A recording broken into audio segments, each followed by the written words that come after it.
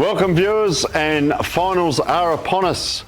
It is another show of Between the Posts. My name is Tony Neal and I'm welcomed by the one and only, well, absolutely fabulous Phil Herden. How are you, Phil? Yeah, good evening, Tony. Fantastic to be let out of my little dungeon where I do the weekly wrap each Sunday, and they've let me back on Between the Posts. Jacko, of course, is away on assignment. What assignment you get to do in Bali, I got no idea, but Jacko, hope you're having a good time.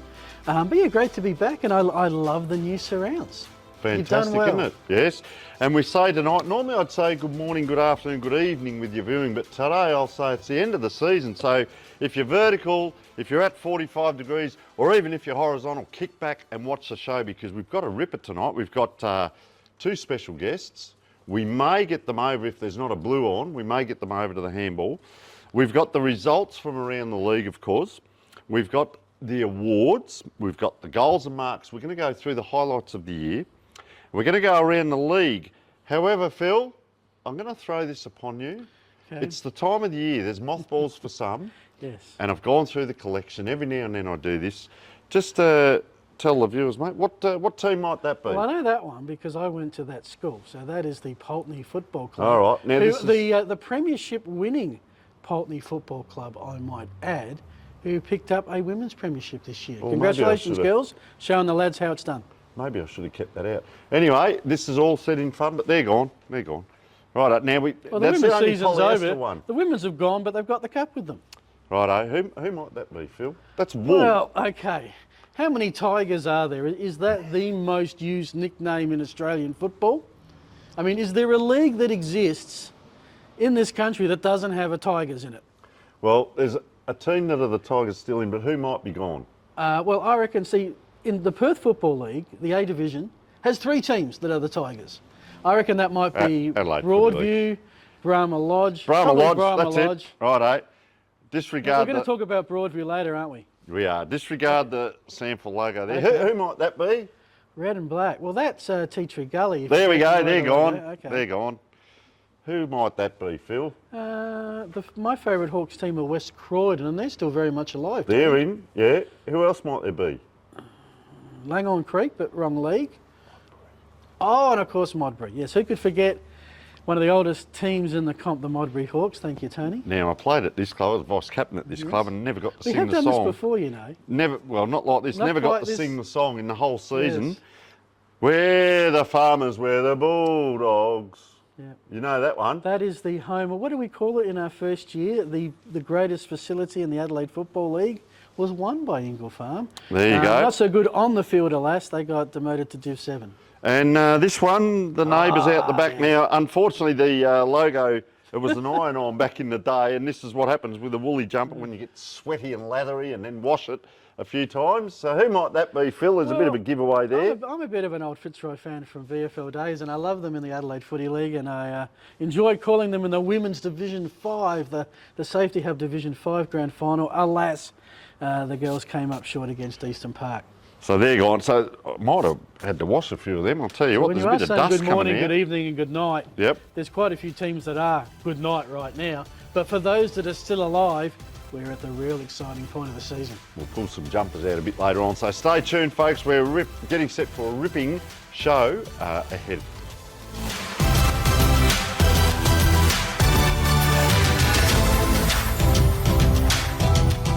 G'day guys, the Simon Black Academy is all about education and sport. Our partner in education is Torrens University, where our students either do a 1-year diploma course or a 3-year Bachelor of Business. Around that we run a football and athletic program based here at Norwood Oval, and it's all about trying to develop and take our students' game to a new level. Around that also, our third pillar, besides education and football, is personal development. If you want to get involved, check out our website, which is simonblack.com.au.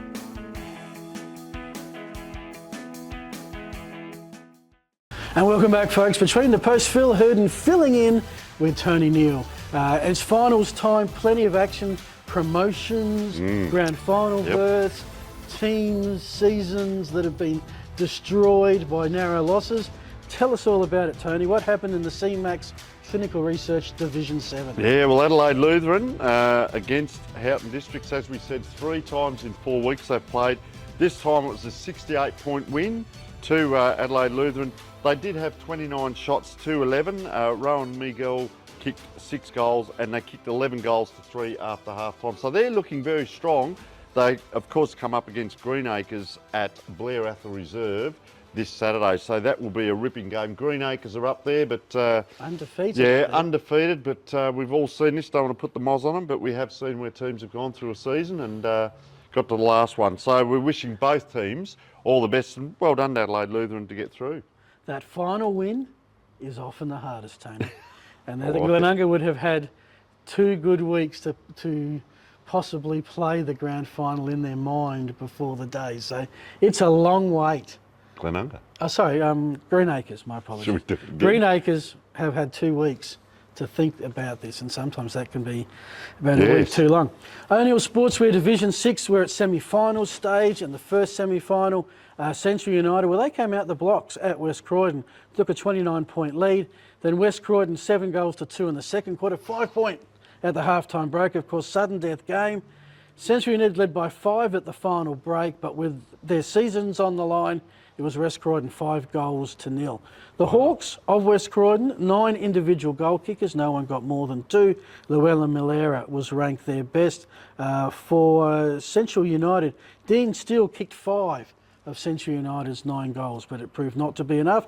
The Hawks stay alive for another week. Century United are done for the year. But considering where they were a couple of years ago, bottom of Div 7, final 4th in Div 6, it's a great progression. Yeah. And then the second semi-final, Trinity Old Scholars and Marion. It was always how far Trinity, and everyone was shocked when Marion led by 10 points at the quarter-time break, and it was all tied up at half-time. After half-time, 7 goals to 3. Congratulations to Trinity Old Scholars, off to Division 5. To me, Tony, in terms of A-grade teams doing the weekly wrap, they have been the most dominant team in the Adelaide Footy League this year. Agree. They average 118 points, they concede 36, average winning margin of 82 points, a South Australian style percentage of 76.8. So who's going to be the sacrificial offering in the grand final? And probably more importantly, who's going to get a promotion to Div 5? St Mary's Park, Marion and West Croydon. Well, Marion have joined the league from the Southern in 2018. We're in Div 6 for a while. This is their first chance to actually ever go to Div 5. West Croydon were there last year, got demoted, thereafter the quick return. In the minor round, Marion won by 129 points and 146 points. Right? So you'd back the Rams at St Mary's Park, but West Croydon got within 10 points in the qualifying final. So you never ever know. That's at St Mary's Park this Saturday. The winner to somehow work out how they're going to take on Trinity. That's Div 6. Div 5, Wakefield Sports Clinic. Well, Lockleys, of course, up against Hectorville. Second semi, and what a game this was. 1 point at the final margin, 21 shots to 15, I will say. They kicked 11 goals, 10 to 12, 3. So very accurate by Hectorville. So, yes, Lockleys could have won by more, I guess, but a little bit inaccurate. 4 points was the biggest margin at the first and the third quarter. Matt Ransom, of course, kicked 6 goals, and we've got a little bit of vision just to show you from this game with the 1 point win.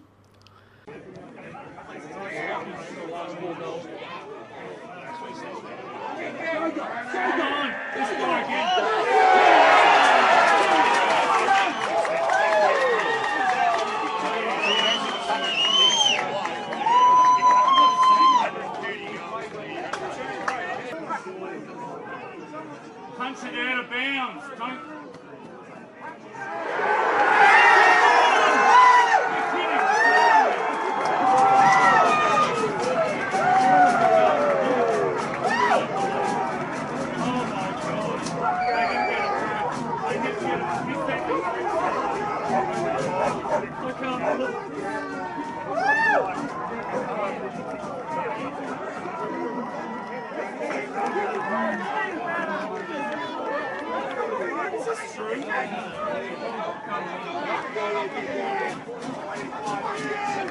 Okay, we come across to the next game, Jeps Cross and Colonel Light Gardens in the first semi, and 11 points, so still a close game, less than 2 goals. They were up by 8 points at half time, down by 2 at three-quarter time, and then got up. They kicked 4 goals to 2 in the last quarter to come from behind, Jeps Cross. Of course, this week now, the preliminary is Hectorville versus Jeps Cross, and the winner to play Lockleys. And as I said, a little bit of a scare for Lockleys there last week. So this will be played at Elizabeth Oval, which is a very big ground. You're not allowed to run water. We're coming into the warmer weather. What will be the telling factors there? Fitness, I guess, game plan, and do you change it up on a big ground? Yeah, and you tend to find in finals, sometimes teams just, there's a point in the game where they run out of gas. And that could well be the case at Elizabeth. Yep. 9 News Division 4, let's rock and roll, because Hope Valley beat Paraka by 1 point. Who'd you say, Phil? Hope Valley. Look at that. Hope Valley stayed alive, beat Paraka in the first semi-final, 10-14 to 10-13. Matthew Min, 3 goals for Hope Valley. It was a game that was never more than a couple of goals in it. Hope Valley kicked 3 goals, 3 to 2 goals, 4 to win the final quarter, but it wasn't enough to overcome a 4-point deficit. Just 1 point can often be a major difference. Reckon we might have a bit of vision of that as well. So put that up.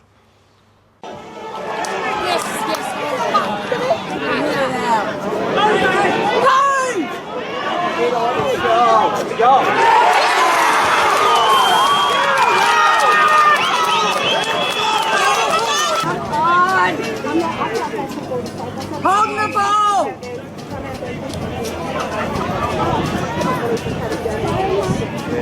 A point!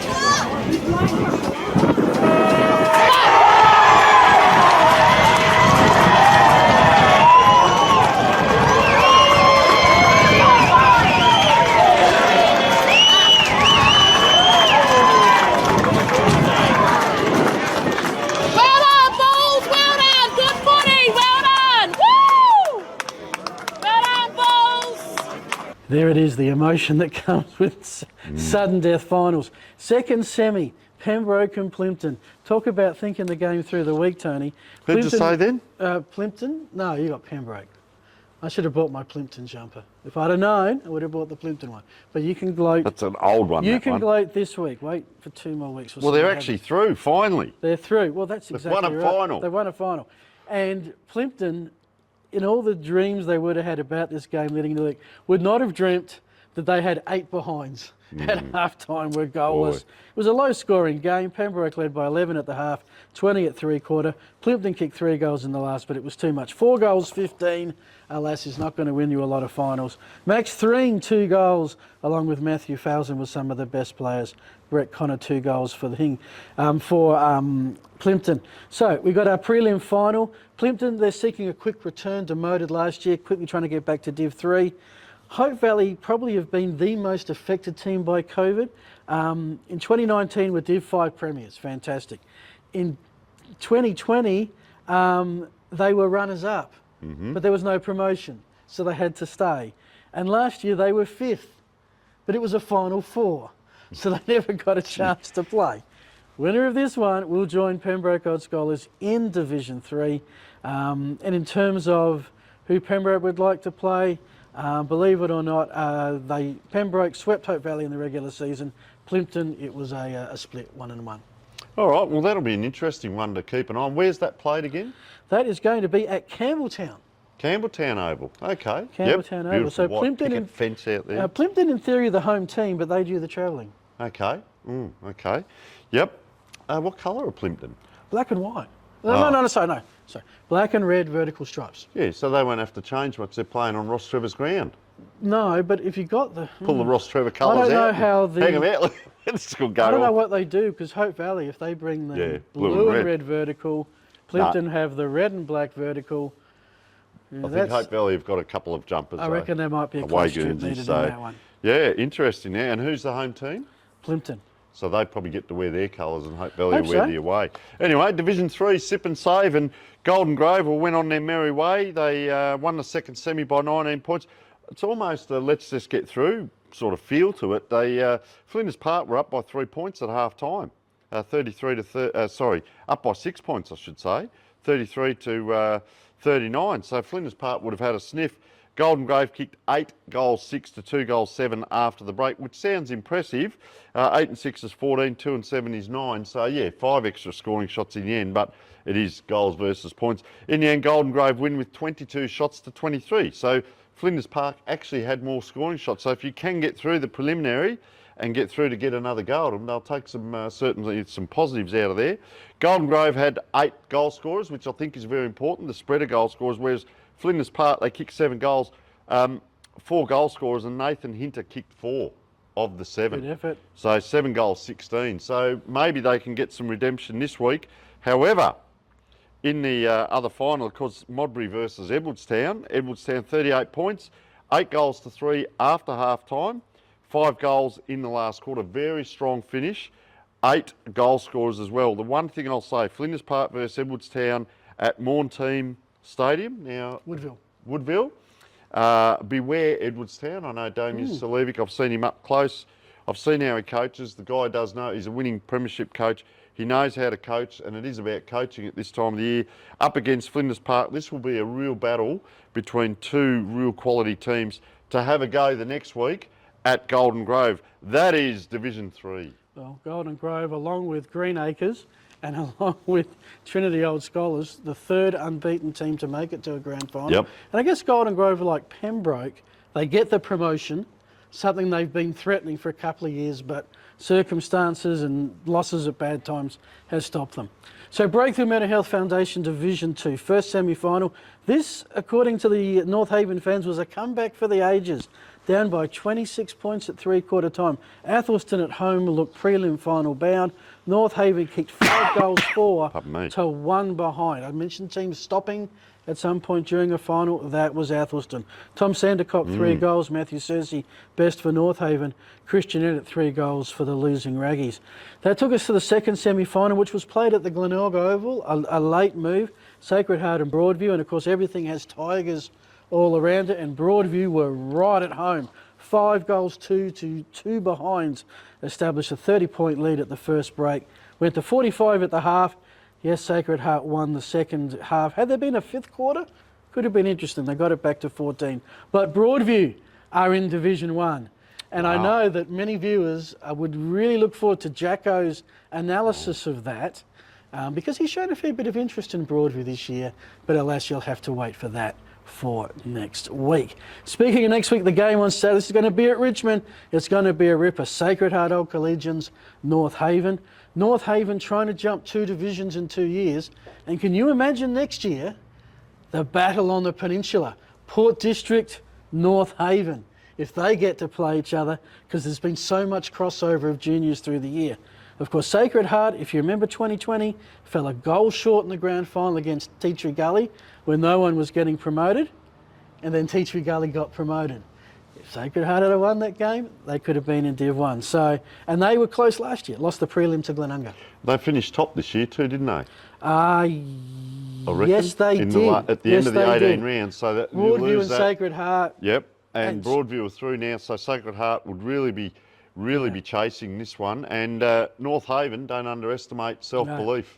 They've Round got 6, a huge when amount they of met, self-belief. Sacred Heart by 14. Round 15 at Sacred Heart, North Haven won by a point. So 1-1. Beautiful, plenty Phil. to keep an eye on across divisions 2 to 7, let alone the Buddybet Division 1. We'll be back after the break.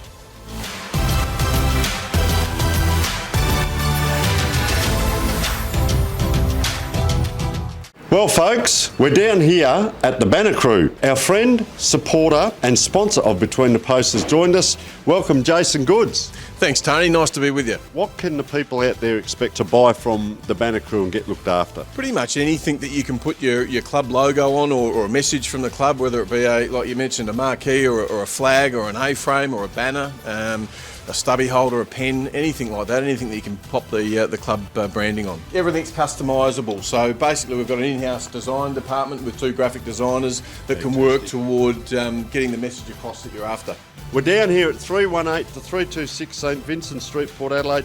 Jason, thank you so much for your support. Welcome back, folks. Well, what an absolute delight to welcome Ben Holzbauer in, the Goodwood Saints co-captain. First of all, welcome, Ben. Thanks, Tony. Thanks for having me. Mate, we do have a bit of fun. I unashamedly say my favourite player in the league because Dylan Orcello left and you and him were both up there, and then you sat at the top there, and I think unashamedly I will say Nick McGill now. He's also one of my favourites out there. So both play sort of backline to backline. You haven't played on Nick much down there? No, not too much. Maybe on his brother a little bit, but yeah, not too Ben, much yeah. on Nick. All right, so 46-point win on the weekend was a very good win.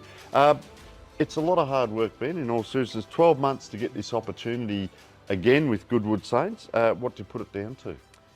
I think last year losing to Payneham in the prelim hurt us a fair bit. I think we thought we were a really good team and we just had a really bad day. Credit to them, they were good, but we were off and it hurt for a while. So this year to come back with the goal of gone one step further. So yeah, just trying to work really hard throughout the year and you know, go hard in finals and be a good team. It's a horrible feeling. You know, we've had the joy of winning grand finals, but as a player, you know, you go through losing a game like that, and as we say, you sit there and think, what more could we have done? 100 minutes of brutal, hard football, and you work for the 12 months, and here you are again. You've got Port Districts this week, you know, sitting up on top, but the five's changed this year. Like every team's had their opportunities now. What are your expectations this week at Port Districts? Obviously, going out there to get the win. Every time we go out there, it's always to go out and get the win. Yep. We're a proud footy club. We think we're a really strong team. Obviously, they're a strong team finishing top. It's going to be a really good game of footy, I think, from a neutral's perspective. But yeah, our goal is to go out there, play hard, tough footy and come away with the win. So an interesting one leading into this game and during the game, do you focus on your game plan only? Do you also focus on stopping then? Does that happen during the week at training? Do you set up scenarios? If this happens, that happens. Do you wait for the game and do you set up scenarios if need be? Do you go man on man or do you stay really strong and stoic? This is our game plan versus their game plan. We believe our game plan will stack up. We're going to stick to our game plan. To be honest, it's a bit of both. You got to back your strengths in, but you also got to do everything you can to limit theirs. So we'll do a little bit of work this week at training, things that we know they do really well. We've played them a few times now, and obviously with the tape out there, you can see how they play, and you know they're a really good, well-structured, well-drilled team. So we'll have to defend really well to beat them. It's a team defense against them. They're a really good team. So that's probably what we'll do on the fly. On game day, you have to work on the fly as well. So I'm sure if things aren't going well or if, you know, they've changed it up, then we'll adapt as well. We've got a lot of good leaders out there, so we'll try and do that as a playing group. And obviously the coaches will come and give us a little bit of help as well. And just talking about the tape, we were talking there before, hope Luke doesn't mind us saying this, but obviously the dartfish, you go through that analysis a fair bit. You get your heat maps, you get individual wrap-ups, and you also get the team stuff. And I understand you guys also get a little bit of a highlight tape with some music, a bit of motivational stuff as well. Are you finding that's a real benefit as well?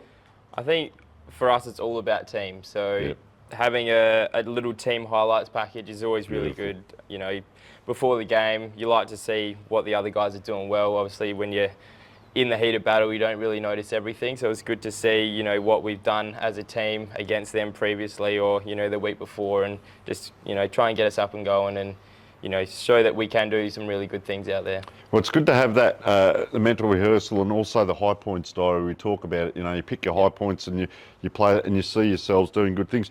Ball movement, do you rely, you know, obviously you've got to rely on your senior players and some of the younger guys coming through. In the heat of the moment, how important decision making, and then, okay, do we go with speed? Do we hit them with speed? Get it out of that defence if they're good defensively, get it into our forward line. You're a fast player. As I've said, off the half-back flank, you'll be up in the forward pocket, you'll go back the other way. So speed and also knowing when to tempo. And is that done on the ground by the players? Yeah, I think it's the onus is on the players. They're the ones that are, you know, out there. They can kind of feel the tempo. You always get a little bit of a word from the runner if they think we're going too quick. But, you know, we've got a lot of senior guys, especially in our back half, that can kind of judge whether or not we're going too quick. You know, whether or not they've just kicked a goal, we just go a little bit slower, get some momentum back, hold on to the footy, or, you know, if you've got a bit of momentum, I know it's hard to stop a team, you know, going downhill. So it does come down to the moment and how the game's going out, and obviously the weather as well. If it's, you know, chucking down with rain, you don't really want to be going too quickly. You don't really want to chip it around either, so you're going to have to adapt and have, you know, your plan A, B, C. And the ability for a whole team to change gear. Yep. slow down, but for everyone to connect, not just one person doing it. Wet weather and dry weather, do you rate yourself as both? I've seen you win a game in the wet down there earlier in the year. Yeah, 100%. I mean, if you don't get this far, you know, to finals, if you can't play in both wet and dry footy. So, you know, we've had a pretty wet last probably 6 weeks, and our oval probably hasn't held up as well as we'd like. So we've played in some pretty tough games, and I'm sure they're the same. So both really good teams that, you know, doesn't matter if it's dry or wet, you know, back ourselves Fantastic. in. Ben, just on finishing, the Goodwood Saints, you know how to win big games, you know how to win finals, you've been there before. The culture and the feeling around the club must be fantastic. You've got 3 teams in the final, so you're turning up the training and there's 60 or 70 people out there buzzing around rather than just 20 blokes or 22. What is the feeling? And I know the culture down there is fantastic as well. Yeah, exactly. It's really good. Having all 3 teams in, that was our goal at the start of the year. 3 teams make finals, and then from here it's 3 teams make grand finals, and then you reassess from there. So it's always aim high at Goodwood. So the feeling's really good. Obviously, Saturday the weather was really nice. You just smelled like finals, which was nice. So yeah, I'm sure the feeling will be really good tomorrow night. The C grade, you know, have a crack at a grand final, so do we. Hopefully the B grade can keep rolling and, you know, keep a good thing going. All right, Ben, mate, always a pleasure, an absolute champion. We love watching you play, love seeing you get around. We wish you all the best for this week, the rest of the final series, and we've also got a pair of Archie's thongs to present to you. We didn't have them on the desk tonight, we've got them to the side, but we'll find out your size, mate. Guarantee you'll sleep in them Friday night before the game, but no, I wish you all the best and thanks so much for joining us. Thanks, Tony, appreciate it.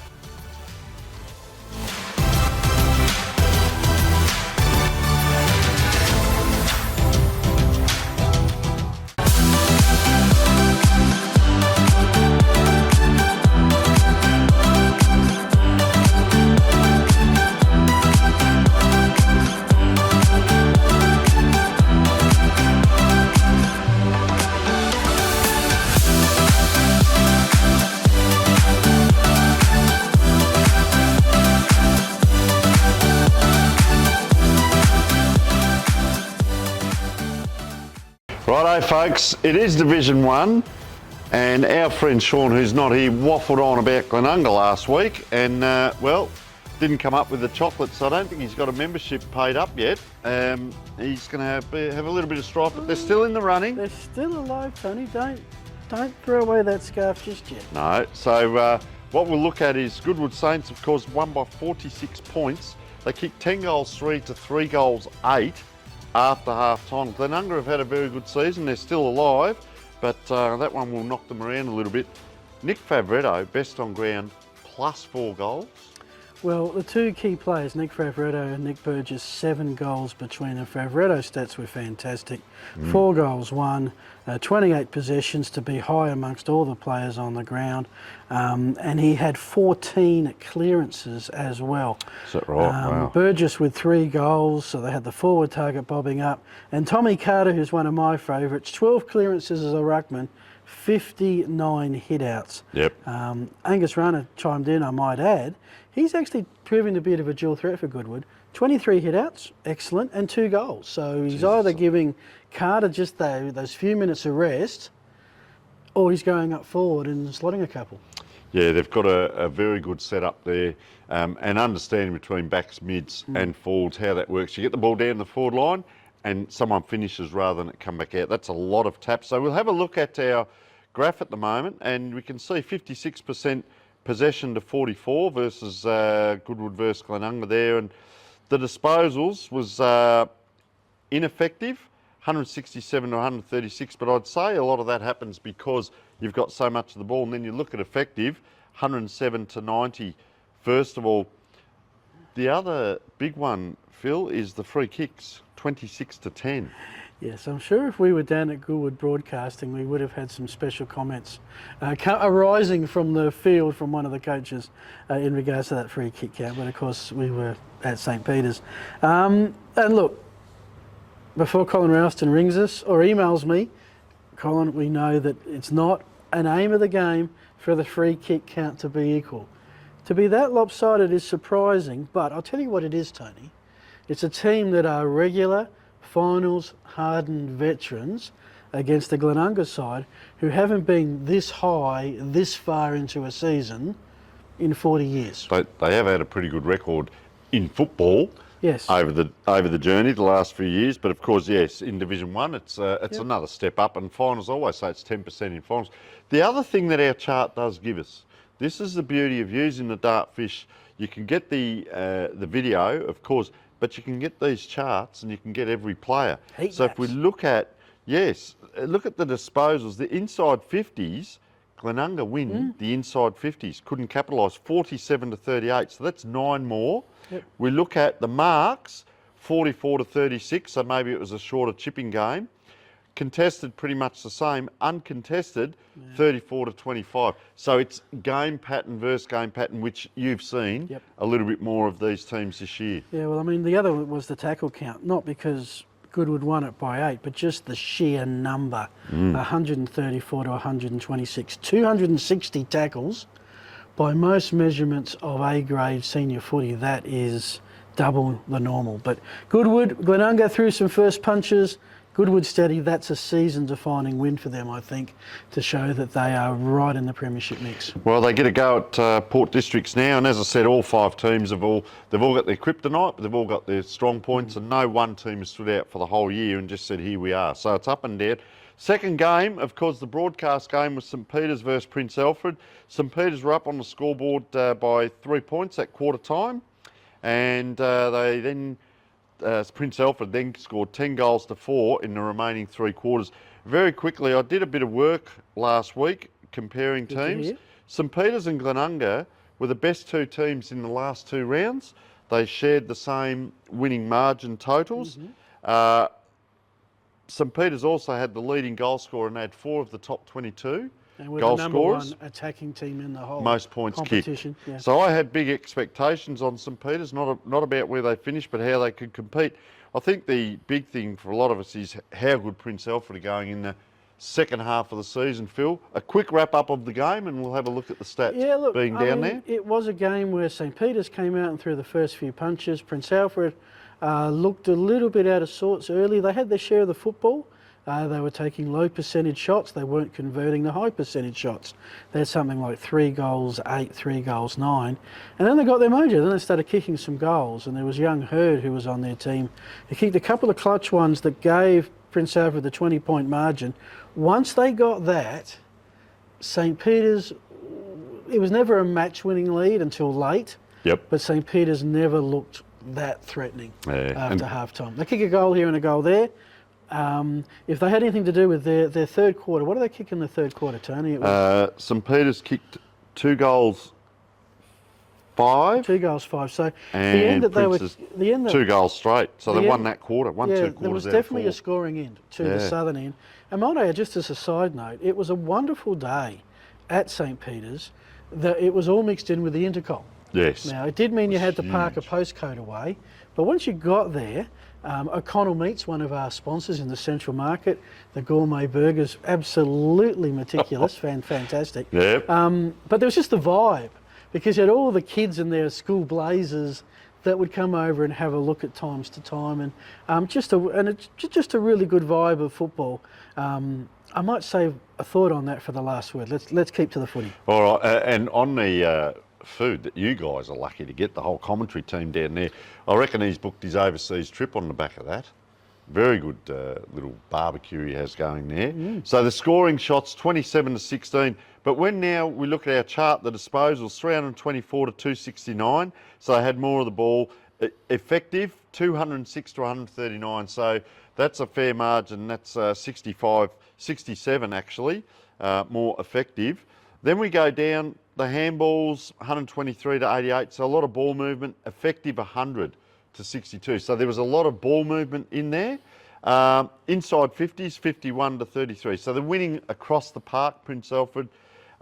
Clearances though, this was the big one. St Peters, 24 clearances they won to 10. For the game. So they were, yes. Well, for a start. The defence, sorry. Oh, the fence. You'll see Okay, the I was about to say, is there a clearances? total? Yep. Because that's a low clearance count in total. which meant there wasn't a lot of stoppages. Once Prince Alfred got their run going, their kicking skills were a level ahead of where St Peter's were. They were able to kick it short and then go long to a target. And once they started having more higher percentage shots and finding their radar at Cater Oval, they just proved unstoppable. And they're just as much, look, they've got to come from the elimination final, I get that, but they are just as much in the mix as the other three. All right, let's quickly look on to some of the other stuff that you can do with dartfish. And we've got this chart here on Jack Trengove. Had a great game, 13 tackles, we believe, in his statistics. What I like, Phil, is we look at the heat map and you can see that a lot of his possessions, particularly his kicks, were in the back half of the ground. So I love a midfielder. Yes, we all love a midfielder that can go forward and kick goal, but you've got to work back and help out down back as well. So he's almost the extra midfielder down back. So some good stuff there. We go on to this week's games. Glenunga versus Prince Alfred, semi-final one. The loser goes out, the winner goes on to the preliminary final at Webb Oval. So a real return to mismatch the scene of the here. crime of 2 weeks ago. And I'm not going to win too many Glenunga fans here. I think that they upset Prince Alfred 2 weeks ago. I'm not sure that they can pull the same stunt a second time round. I apologise, I said mismatch. A really good match up, I believe, because small Webb Oval, Glenunga know how to win on their ground, but as you said, Prince Alfred know how to win finals in Division 1. The reigning premier, there's a fair bit going on the back of this, but I look at it and I say, well, don't deny Glenunga because they are a serious contender this year. I'm just not sure with the changes they had to make with some of their forwards who is going to kick enough goals, even in the finals, to win. So I'm going to tip Prince Alfred in that one. All right, I'm not going to tip. Fine.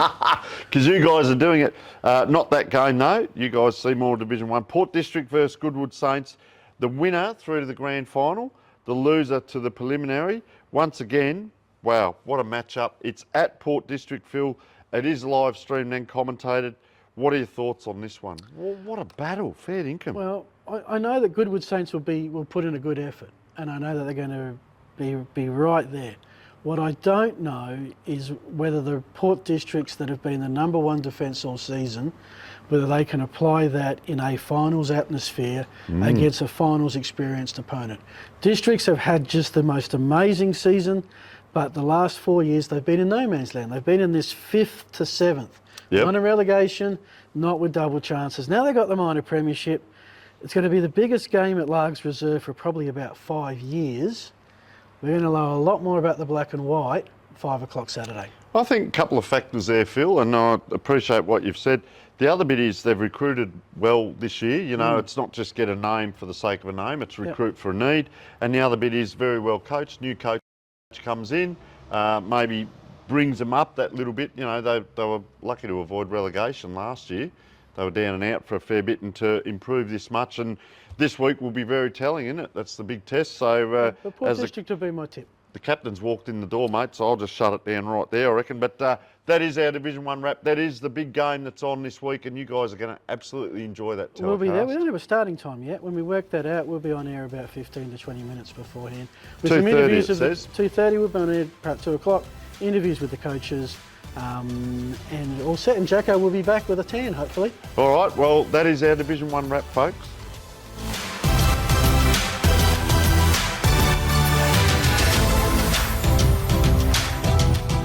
Well, folks, we're down here at the Banner Crew. Our friend, supporter and sponsor of Between the Posts has joined us. Welcome, Jason Goods. Thanks, Tony. Nice to be with you. What can the people out there expect to buy from the Banner Crew and get looked after? Pretty much anything that you can put your club logo on, or a message from the club, whether it be like you mentioned, a marquee or a flag or an A-frame or a banner, a stubby holder, a pen, anything like that, anything that you can pop the club branding on. Everything's customisable. So basically we've got an in-house design department with 2 graphic designers that can work toward getting the message across that you're after.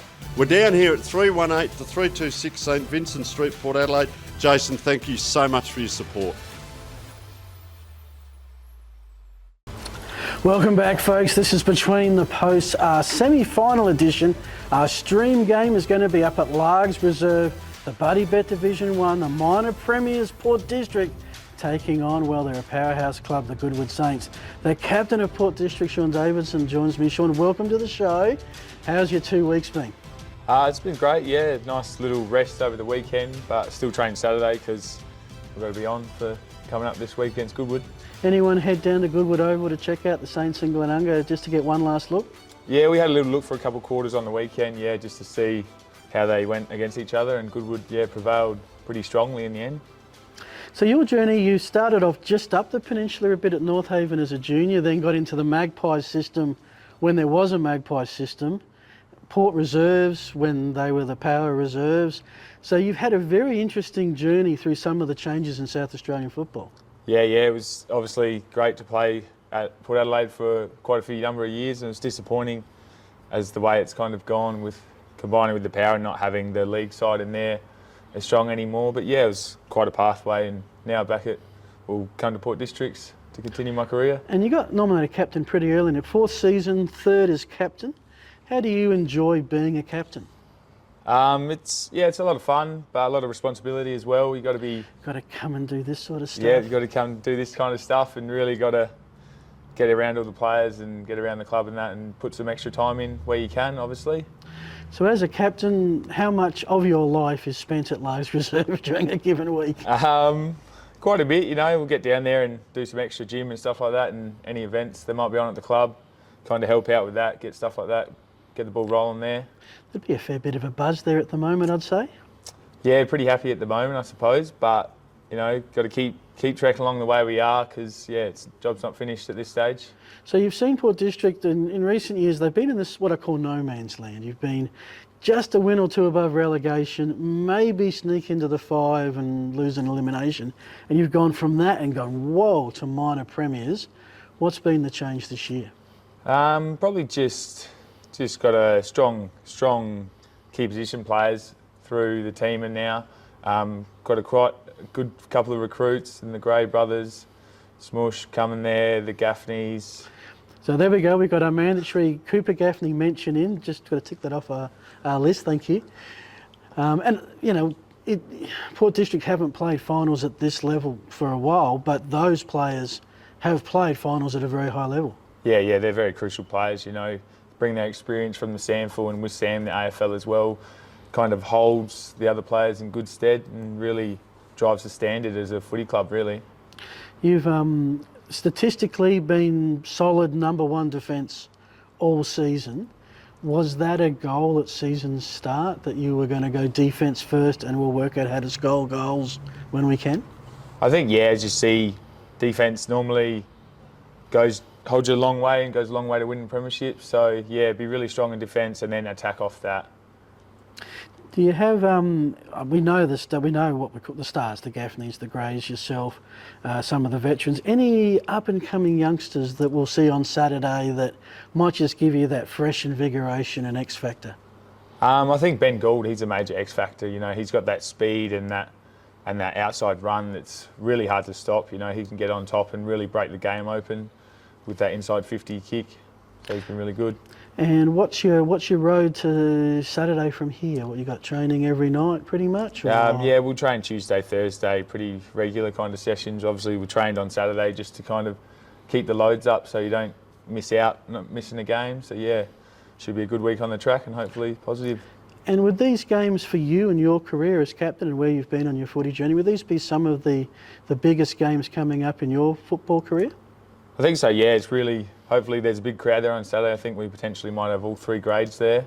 So it'll be a big crowd, and yeah, it's great to kind of drive the footy club into a better position. Fantastic, Sean. Really appreciate your time coming out during a busy week. Great to see Port District, and just fresh memory, because I'm sure you know, when was the last time Port District won a Div 1 premiership? Div 1 premiership was 1992. 1992, so 30-year anniversary. Yeah. We do have some Archie's footwear. We've bought the green footwear, so we'll give you to those. So thank you so much. I'm sure the weather this week, they'll be quite the necessary fashion icon. Beautiful, thank you very much. Sean, thank you so much. And this is Between the Posts. Tony will be back after the break.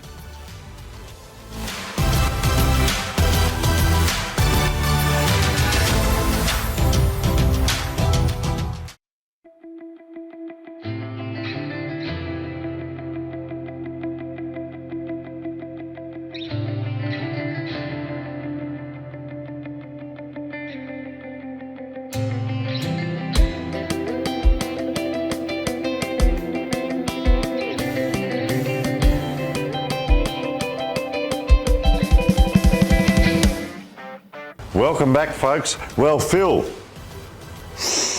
nothing beats the smell of a new Sharon. Oh, hello. And that is the prize this week between us. Oh, okay. A footy. Thanks, Steve. Always wanted a Sharon footy. Yeah, because I owe donuts and thongs, so Yeah, a footy Jacko, this where's week. my donut? Saturday, bring the donut. So, thanks to Buddybet, we're going to have a friendly wager on the Port District Goodwood for bragging rights. Okay. I love this time of year, Phil. It's final fevers for Buddybet, and they start their campaign this Saturday. Why will Port District win? Well, defence wins championships. Port District have the #1 defence. They're at home. They've got players who have good SANFL calibre who have won finals at that level, and I think it's their year. Well, Phil, you articulated that very well, but it's a bet. Oh, it's a bit of rivalry. That's my job, Tony. The Cowboys come to town. Look out. Okay, Cowboy. Goodwood Saints. Talent across the ground. Yes. Beautiful. They've got it everywhere, talls and shorts. They know how to win big games. Yes. Big games, Phil. And cohesion between the back line, the mids and the forwards. That is why Goodwood Saints will win, and I'll take the Sharon next week. All right. Well, we'll see, and it's well worth watching from 2 o'clock on Saturday, filming footy. Check out local sites for that. And be sure to download the Buddybet app as well if you haven't already, to have a friendly bet with one of your mates about this game. And remember, always gamble responsibly. Because I'm struggling a bit with it at the moment, so I had to rev it up, I'll tell you what. Righto, C-Max. We all know we get paid, but Jacko's not here. We don't talk about the money this week. C-Max have an upcoming study for healthy participants for a 3-night stay for the study of Kenny's disease. That is a fact. Upon completion of the study, all eligible participants are paid for their time. 3 nights away. That sounds very inviting. If you want to get involved, visit CMAX to register your interest. cmax.com.au, of course, sponsor of the weekly wrap. Just get that plug in. 1800 150 433 and check out their Kenny's disease study. Righto, Phil, you're at the game. What were the awards this week, please? Well, finals time, so the rewards are rejigged a little bit. The player of the game received the iconic Dartfish beanie and some fantastic Archie's footwear. And the longer we go in the season, we know that Archie's footwear they're going to look forward to wearing with the summer not too far away. That went to Lockie McNamara. Our young commentator, Ingy Rogers, who stepped in for Jacko, chose that one. So Indy was very impressed by Lachlan's work rate throughout the ground, his run and carry with the ball. Best team man, that went to a favourite of ours, I think Mitch Larson, the young blonde lad wearing number 14. Again, did a lot of hard yards in a game that required a lot of hard stuff to be done. It was a knockout final. You've got to go in hard. Mitch Larson did that. He picked up the $100 voucher, courtesy of the Mosley Bar and Kitchen. Alas, Tony, all these vouchers the players are collecting now, we haven't got one for the end of season debrief. Not yet. Not yet. Phil, not yet. There's still a couple of weeks to go. All right. What else? There's a couple other things coming up there. Well, speaking of awards, it all happens next Monday night, the Keith Sims Medal and all the men's divisions.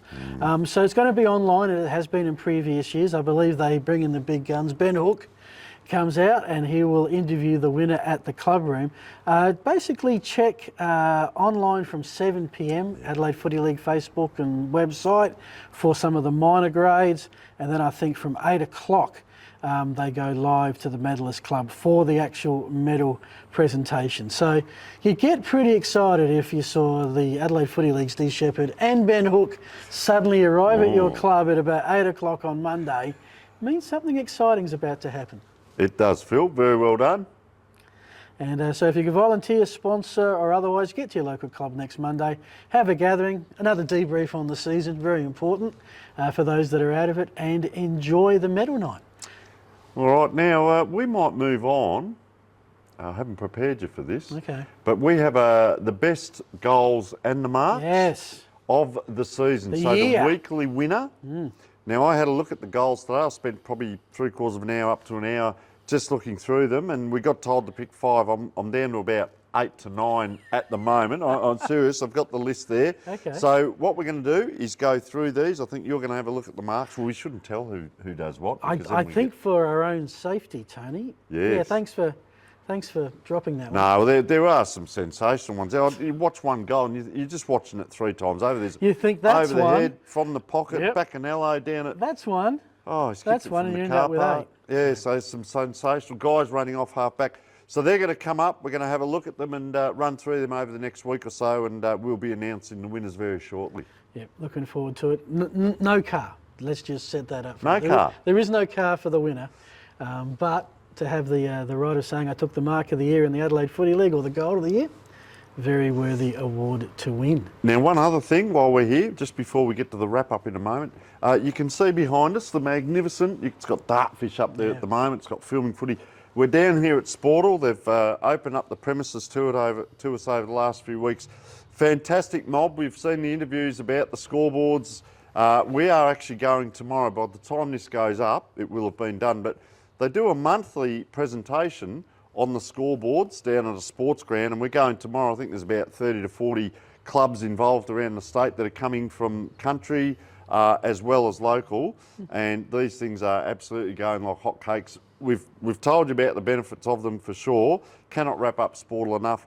So if you'd like to reach out, we'll put the details up, and you'll be able to come along to one of the presentation days and see all about the scoreboards, because it's much more than a scoreboard. It's a community board. You can get the horse races up there if you want. You can put your movies up. Yep. Goodness knows what else. You can Movie put night. Phil's rap. Yeah, That you rap put- that you do yeah, every week. Have that's a Sunday outstanding. night That can gathering go on the up. Oval to watch the rap. Yeah. And we've got some exciting news coming up about Sportal in the near future. But tell you what, get around them, because these are... I've seen the future, Phil. That's how good they are. I have seen the future. Well, if you want a measure of a good club that's on the move, a good scoreboard is a great indication. And that was I love scoreboards. My first job in footy. Yeah. at You've got a Footy bit of a Club thing was the about old this. manual one. And I had to think about electronic for a while, but then I've realised the potential that Yep. you can do with an electronic scoreboard that I could not do with metal plates about so big. So you sat in the weather. Yes. They had to bring you food and drink. You I sat had to there, go the and get it, sun, yeah. the wind, the rain, the scores, who did what, watching goal posts. You know, you can sit in the club rooms now and you press a button on your phone and you can do the lot. The best part I like, you can blow the siren. Oh. Oh, well, look, if this Fantastic. commentary thing doesn't work out, you watch. I'll be a scoreboard operator next year. All right, well, get around it. Sportal is the name. You'll be hearing a lot more about it in the near future. As we said, they have their presentation days. We thank you for watching. We'll come back with the wrap very shortly.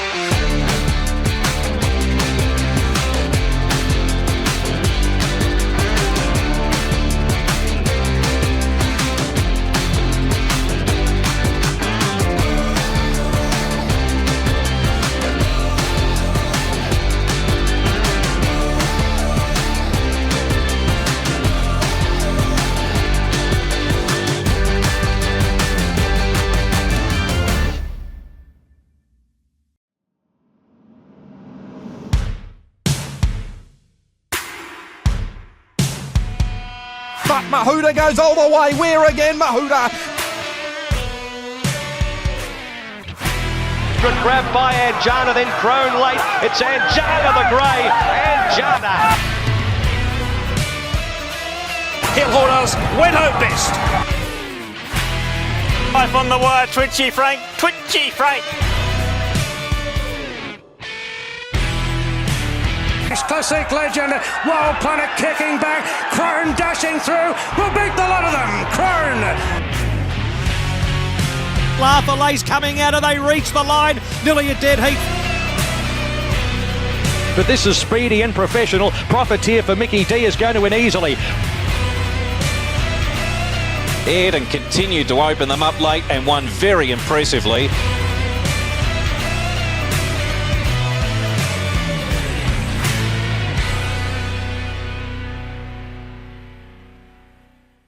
Welcome back, folks. Well, you wouldn't believe it. It's that time of the night. It's time to say goodbye from myself and Phil. But Phil, you're going to do the wind-up this week, and I don't know what's going to come out here. Well, I feel a bit wound up. Filled us in. And I just want to, and I'm preaching to the converted, I think, tonight. But, okay. you know, you hear on a lot of the media over the last weekend, there was no AFL footy as they took the break between the minor round and the finals. And some people just couldn't cope with that. Thought, you know, it's boring, we need something. Well, all I can say to you is you might be AFL fans, but you're not footy fans. Because if you couldn't find some decent footy in the last weekend, across the Adelaide Footy League finals, across the Intercol, AFLW, Sandful, that's where the soul of footy exists. And if you can't go a week without enjoying that, you've got a problem. You're not a footy fan, you're just an AFL one. That's beautiful, Phil. So thank you for watching. If you haven't already turned off, sorry. I want to thank our guest, Sean Davidson from Port District, Ben Holzbauer from the Goody Saints. You'll find us on social media, and thank you for viewing. And Tony, thanks for having me back for a week. And pleasure, Phil. You'll have Jacko back next week. I'll be able to sleep tonight. Very calm through the whole thing. It's been fun, like always. Fantastic, mate. Pleasure. And whatever set shots you take through these finals week, we hope they all go straight between the posts.